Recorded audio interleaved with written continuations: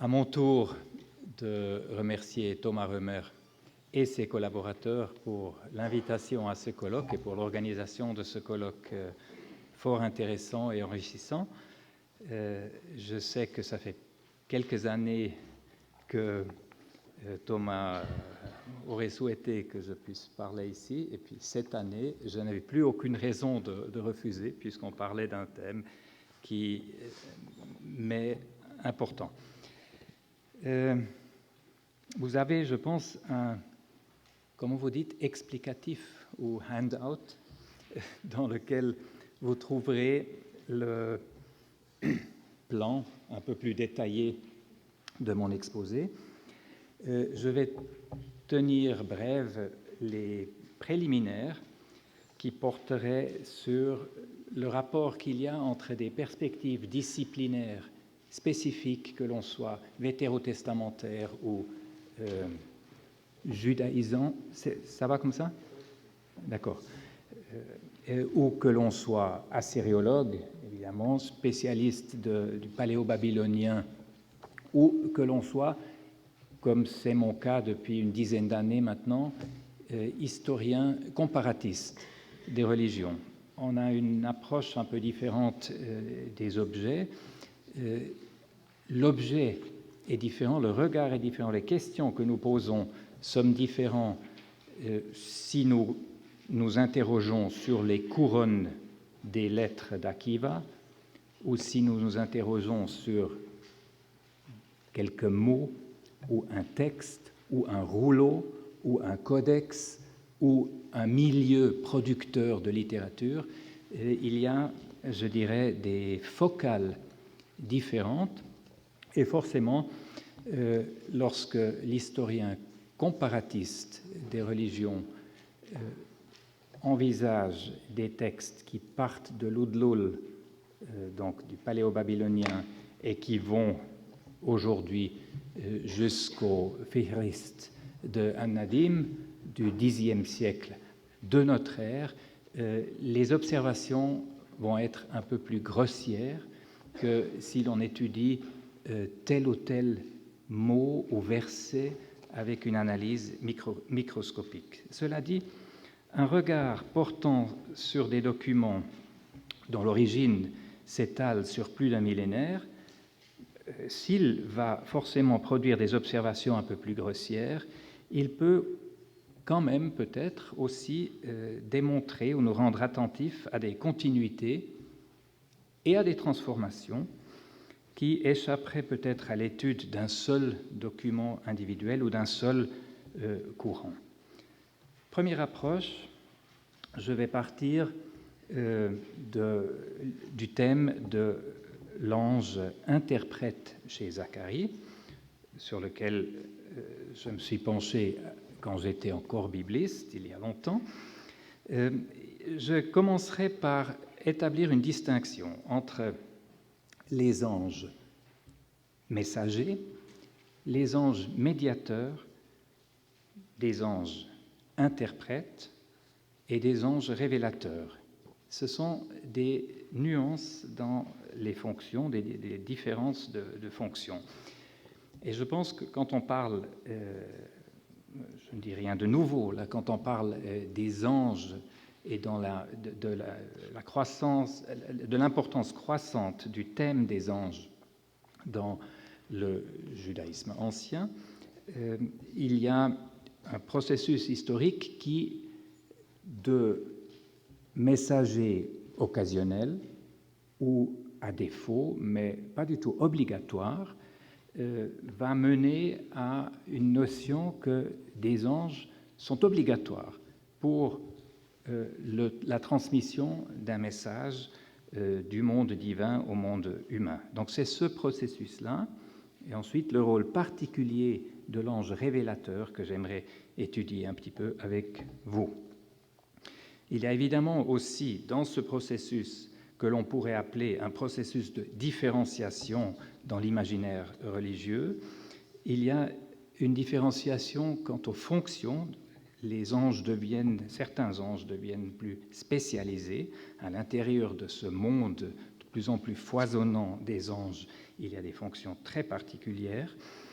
Et l'ange interprète et l'ange révélateur sont deux exemples de ces êtres avec un mandat et une fonction, disons, très spécifique, particulière.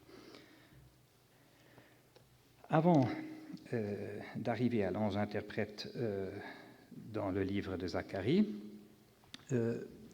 arrêtons-nous juste une demi-minute à ce que l'on pourrait appeler le modèle traditionnel de la communication, du mode de communication tel qu'on envisageait le mode de communication dans la prophétie classique.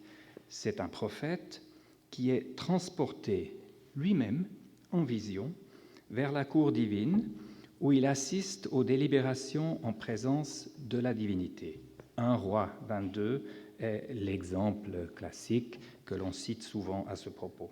Ce concept est relativisé en Nombre 12, où Yahvé opère une distinction entre les prophètes, avec qui il communique en rêve et en vision, et Moïse, avec qui il est en contact face à face, bouche à bouche, si on lit dans l'original, sans médiation ni intermédiaire.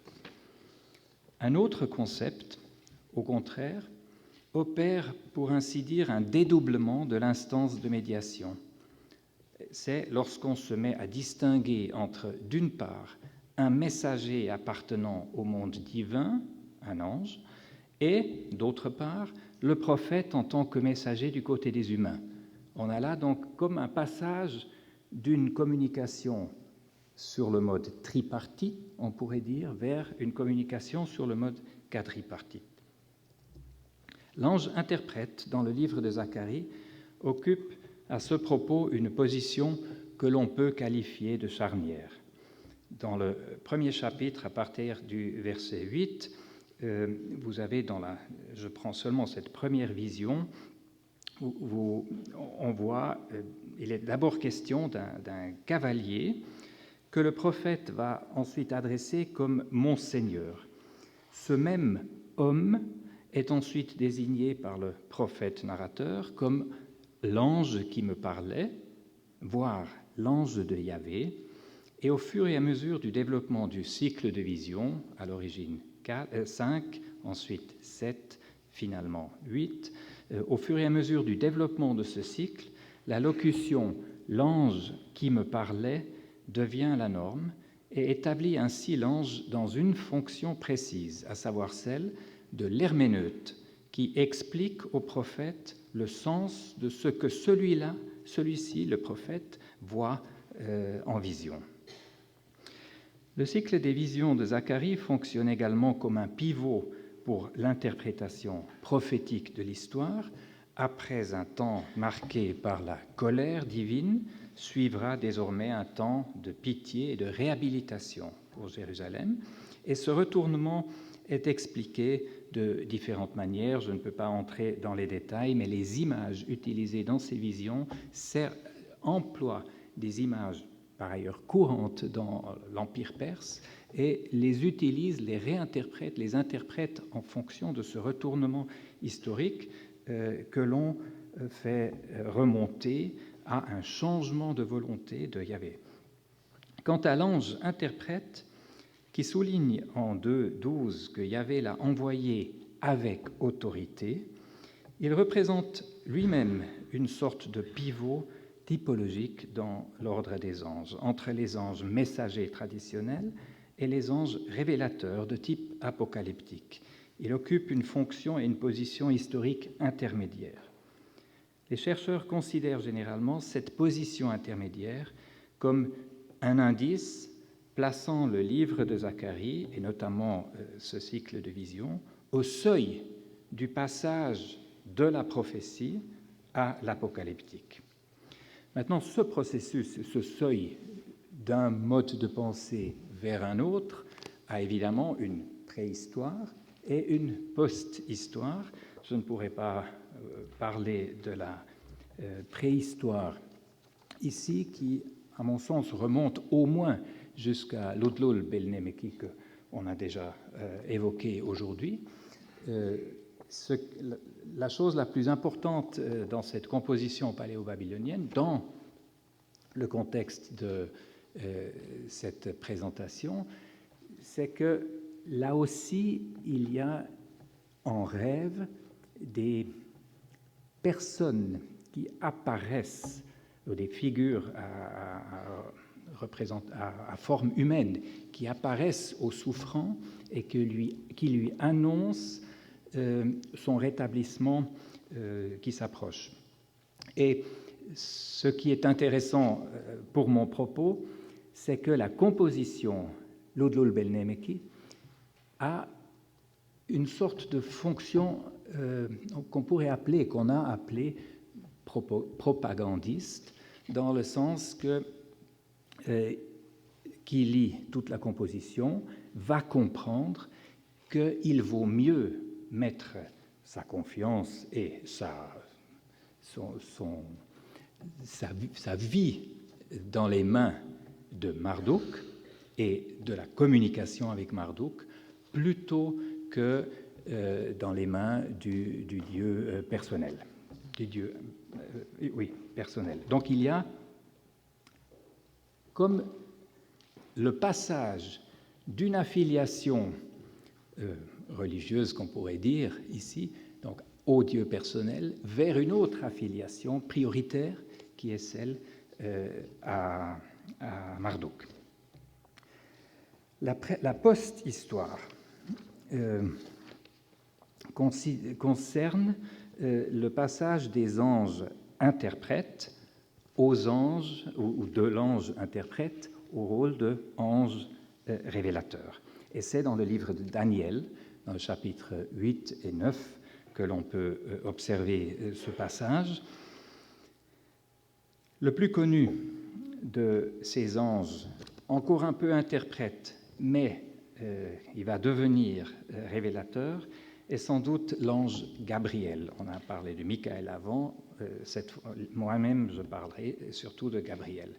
Gabriel est attesté, entre autres, dans le livre de Daniel, dans le livre des Jubilés, dans une inscription que les chercheurs désignent sous le titre de « Vision de Gabriel », récemment découverte et publiée, dans l'évangile de Luc, vous savez, dans le Coran.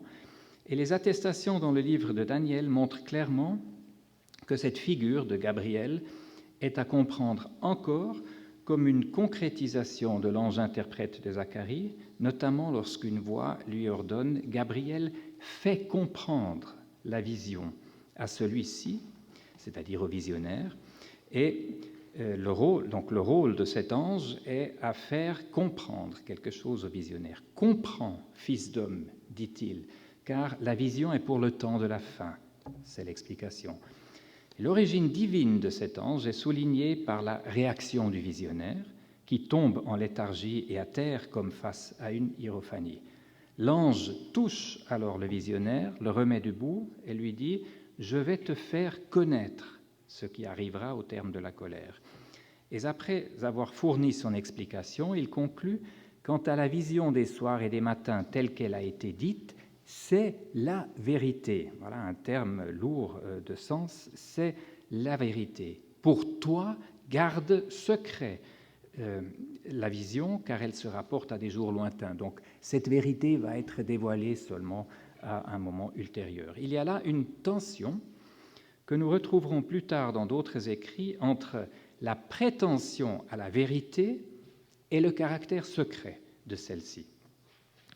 Dans le chapitre 9, l'ange intervient une deuxième fois auprès de Daniel, et le fait qu'il arrive en vol rapide au moment de l'oblation du soir confère à cette scène une visualité supplémentaire. Encore une fois, le rôle de l'ange est d'instruire le visionnaire, ou comme il dit lui-même, de lui conférer l'intelligence. J'ai malheureusement pas eu le temps de mettre encore chapitre 9 ici, excusez-moi.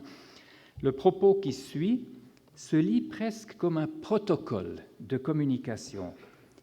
Je cite, verset 23 du chapitre 9 de Daniel, « Au début de tes supplications », donc il y a d'abord supplication, « a surgi une parole, et je suis venu te l'annoncer, car tu es l'homme des prédilections. Comprends la parole et aie l'intelligence de la vision. Donc il y a comme une progression de compréhension et de révélation dans ce processus de révélation. On saisit d'emblée qu'un tel protocole ne sert pas seulement à décoder le message, mais aussi à conférer une certaine aura au visionnaire, qui, lui, est jugé digne de cette rencontre avec l'ange. Et nous venons de là, donc au troisième point de mon explicatif, où j'ai résumé rapidement les explications qui sont données dans la littérature secondaire à cette importance croissante des anges, et notamment des anges révélateurs. Il y a une interprétation théologique qui va insister sur le fait que la notion de Dieu, la représentation de Dieu change, que Dieu est de plus en plus éloigné, de plus en plus transcendant. Il y a une interprétation en termes d'évaluation de compétences mantiques. Penser un ange révélateur implique que la notion au savoir qui vient d'un Dieu qui est de plus en plus lointain implique celle d'un accès restreint et indirect. Il y a une interprétation épistémologique, c'est-à-dire il y a des degrés de savoir, et plus vous êtes initié, plus vous êtes capable, plus vous allez pouvoir vous rapprocher de ce savoir divin. Et là, on touche évidemment à la question qu'on a abordée rapidement avant de la notion de mystique. C'est justement les mystiques pensent qu'ils ont la possibilité de faire ce mouvement vers Dieu, alors que l'idée de l'ange révélateur est précisément le mouvement inverse. On ne pense pas qu'un homme puisse y arriver là, mais qu'il faut la communication dans l'autre sens. Il y a des interprétations littéraires, évidemment, qui considèrent ces explications angéliques comme des relectures de savoir antérieur. Il y a une interprétation psychologique qui considère que parler d'un ange révélateur, en fait, renvoie au dédoublement de la personnalité du visionnaire, du prophète ou de l'apôtre, et que cet ange est en quelque sorte son alter ego, sa voix intérieure, différentes explications qui sont données. Ce qui me frappe quand on regarde, on fait un peu le catalogue des explications, c'est qu'on semble moins s'interroger sur la fonction sociale du concept d'ange révélateur, et c'est cela qui, pour moi, c'est cela que je voudrais encore aborder maintenant avec vous dans le temps qui reste, 10 minutes, d'accord. Ça ira, peut-être.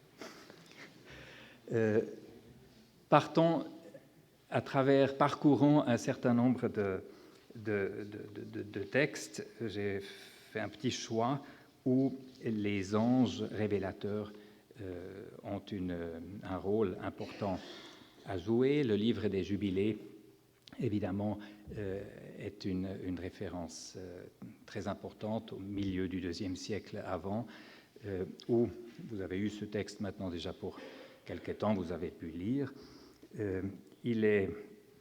On distingue entre, d'une part, une catégorie d'anges de la face et un ange de la face en particulier, qui lui est l'ange révélateur, qui joue un rôle en particulier dans les 2 premiers chapitres, dans la narration cadre, mais qui apparaît aussi de temps en temps à l'intérieur du livre. Cet ange révélateur détient d'une part les tables calendriques, les tables de la répartition légale et certifiée des années en semaines et en jubilés, depuis la première jusqu'à une nouvelle création. Ces tables sont aussi appelées tables célestes. Elles contiennent un calendrier strictement solaire qui ne supporte aucun dépassement, comme il est dit en 6.31, et dont l'ange souligne l'origine supérieure. Il dit en 6.32, « Cela ne vient pas de moi, mais j'ai devant moi un texte écrit. » Donc, l'ange lui-même doit se justifier de ne pas dire n'importe quoi ou ce qui viendrait de lui, mais il a une référence textuelle, les tables célestes, auxquelles il se tient et qu'il ne fait qu'appliquer ou communiquer plus loin. Selon le cadre narratif, l'ange dicte d'autre part à Moïse et lui demande de mettre par écrit le récit de l'histoire sacrée, depuis la création jusqu'à la construction du sanctuaire de Dieu bâti au milieu des Israélites pour l'éternité, dit 1.27. Le lecteur de Jubilé, qui connaît les livres de la Torah attribués à Moïse, comprend que la version rapportée en Jubilé se veut à la fois concordante avec la Torah traditionnelle, mais présente néanmoins un texte supérieur, révélé en particulier à Moïse. L'ange déclare en 6.22 qu'il a lui-même écrit le livre de la première loi que j'ai écrit pour toi. Et il explique qu'il a écrit pour Moïse, à ton intention, 30.12, certains passages dans les paroles de cette loi. J'ai écrit tout ce récit, 30.21, à ton intention, encore une fois. Les chercheurs parlent de rewritten Torah, rewritten Bible, rewritten Torah, une Torah réécrite à ce propos. Et je pense que l'ange révélateur, ici, cette figure, sert précisément à légitimer cette réécriture. Celle-ci est, comme vous savez, une interprétation très particulière de la Torah, au service d'intérêts et d'un groupe particulier, lié notamment au statut des Lévites, au service d'un groupe qui se distingue à la fois des détenteurs de la Torah traditionnelle et des milieux énochiques.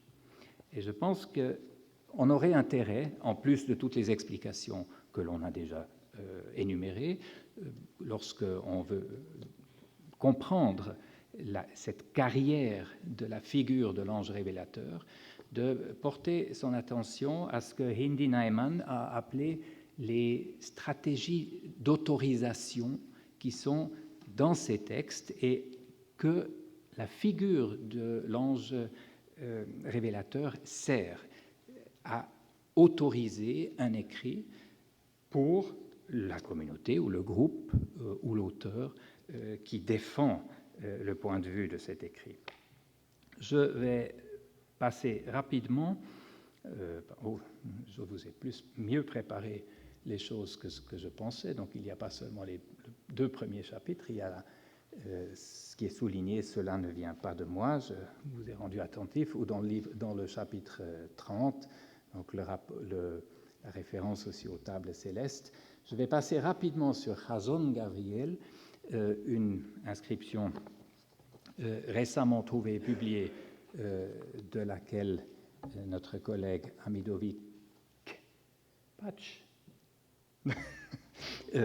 prépare une édition, on s'en réjouit, simplement pour dire que ce texte qui probablement date de la deuxième moitié du 1er siècle avant ou de la première moitié du 1er siècle de notre ère, donc Zeitenwende, on dirait en allemand, que ce texte est évidemment important comme un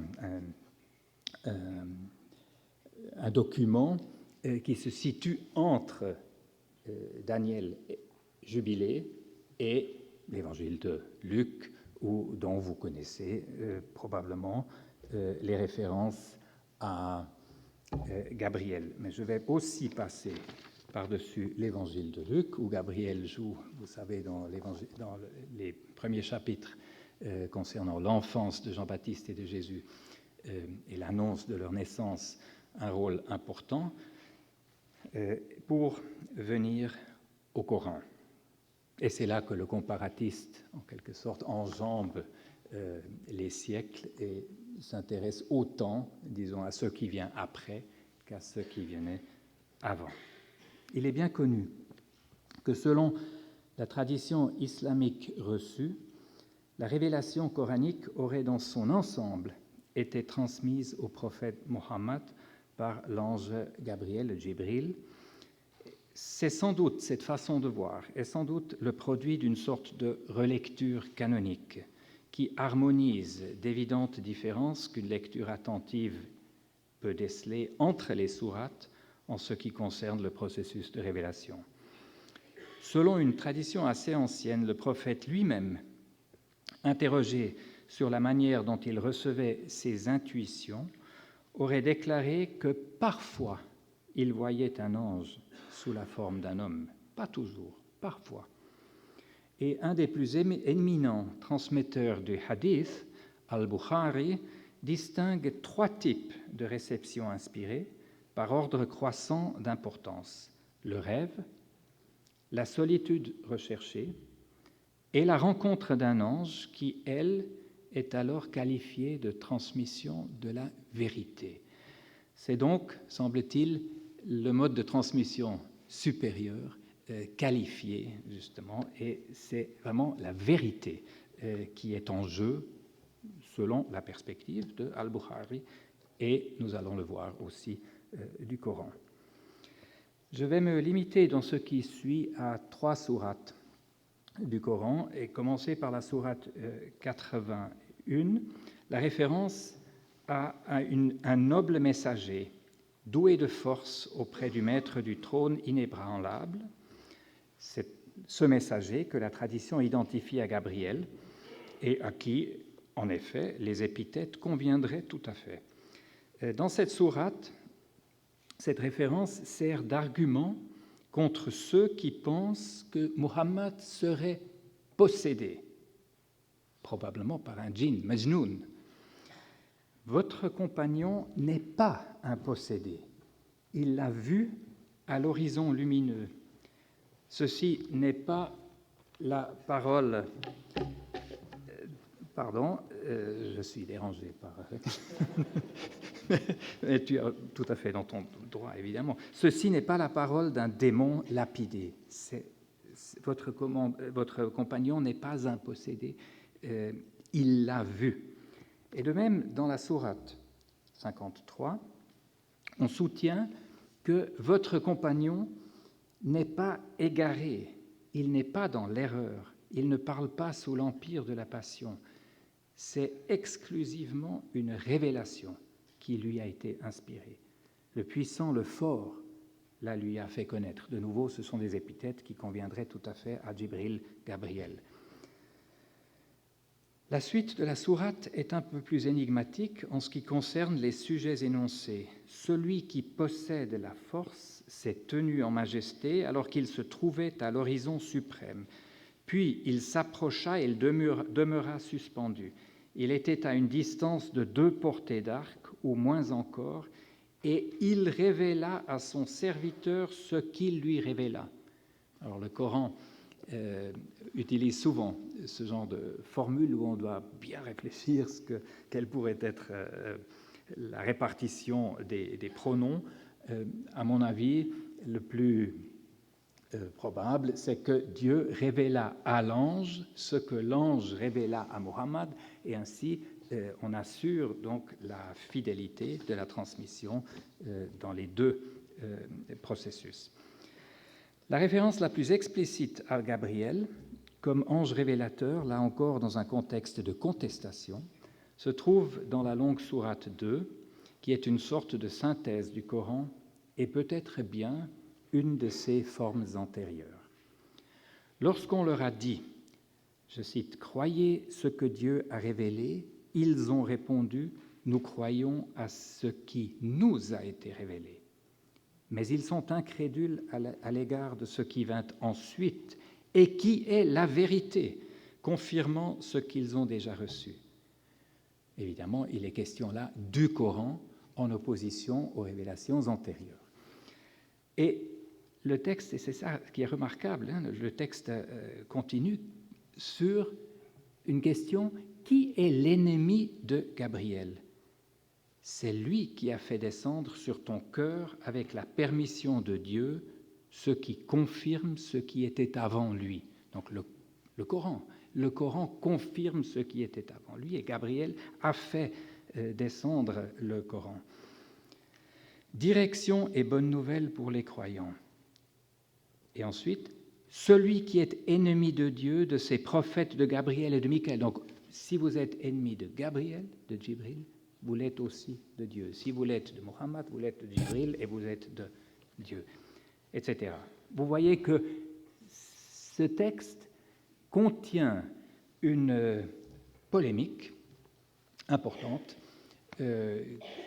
qu'il faut scruter un peu pour comprendre que la révélation par l'ange est un argument qui veut imposer l'autorité du nouveau texte contre des réserves, contre des critiques qui seraient soulevées.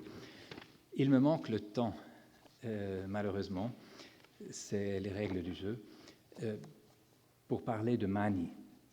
Mani, on reviendrait un petit peu en arrière.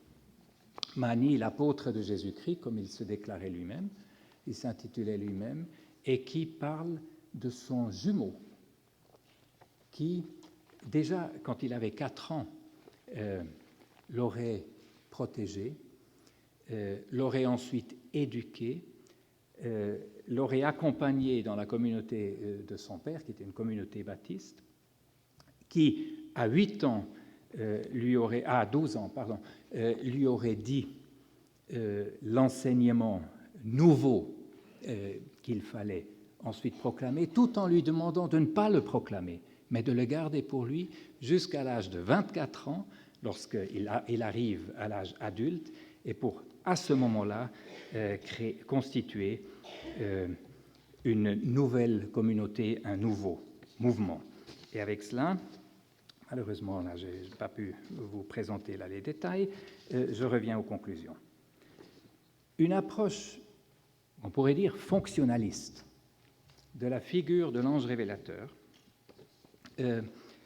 pourrait conclure que cette figure sert à légitimer des savoirs nouveaux, des savoirs qui sont contestés dans un champ où plusieurs révélations sont en compétition l'une avec l'autre.